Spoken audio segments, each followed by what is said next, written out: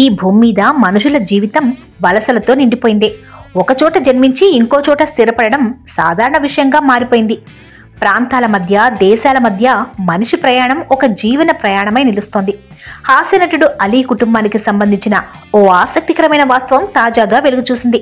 తెలుగు సినీ ప్రపంచంలో ప్రత్యేక గుర్తింపు పొందిన అలీ అసలు రాజమండ్రి వాసి. చిన్న వయసులోనే సినిమాల పట్ల ఆసక్తి పెరిగి చెన్నై వెళ్లి బాలనటుడిగా సినీ రంగంలోకి ప్రవేశించారు.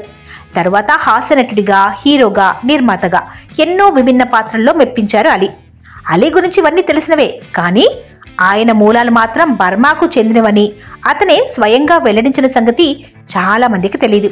ఒక ఇంటర్వ్యూలో అలీ చెప్పారు, తన నానమ్మ, తాత, తండ్రి మరియు నానమ్మ తమ్ముడు ఇలా నలుగురు రెండో ప్రపంచ యుద్ధం సమయంలో బర్మా నుంచి ఒక ఓడలో ప్రయాణించి భారతదేశానికి వచ్చారని, వారు రాజమండ్రిలోనే స్థిరపడి జీవనం ప్రారంభించారని, అప్పట్లో వలసలు, యుద్ధ భయాలు మానవులను వివిధ దేశాలకు తరలించాయి.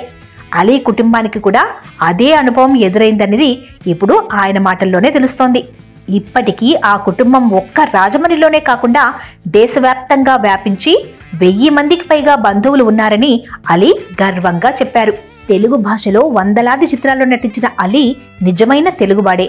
అయినా ఆయన మూలాలు మయన్మార్కి సంబంధించినవని మనకు తెలుస్తోంది. అయితే ఇప్పటికీ మయన్మార్లో కొన్ని తెలుగు కుటుంబాలున్నట్టు అక్కడి తెలుగువారి చరిత్రపై పరిశోధనలు చేసిన వారు చెబుతున్నారు.